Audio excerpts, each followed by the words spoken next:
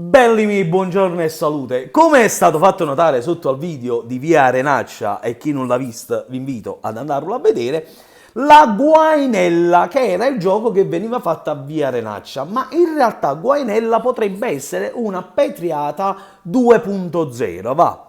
Però, al di là di questo, mi sono chiesto, ma perché si chiamava guainella? E che allora cerca che ti ricerca.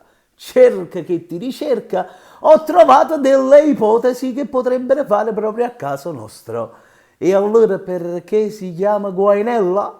Vengo e mi spiego. Guainella in realtà un significato vero e proprio non ce l'ha, quindi si va per ipotesi.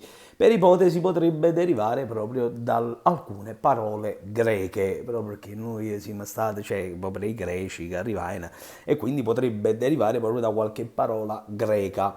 E ne ho individuate due. Una è gualos, che gualos significa proprio pietra e va a identificare proprio il ciottolo, proprio, ciottolo proprio quella pietra cubica che veniva proprio utilizzata durante i Guainel, se non erro, poi aiutatemi.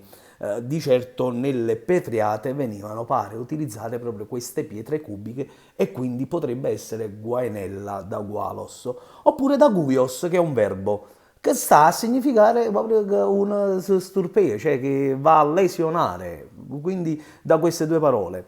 Un'altra ipotesi potrebbe venire, ma questa è remoto come ipotesi, da duello. Sappiamo che, duello, cioè che la G viene sostituita dalla V in napoletano molto spesso, quindi duello, guello, guainella, per una traslitterazione che secondo me non ha grandi fondamenta.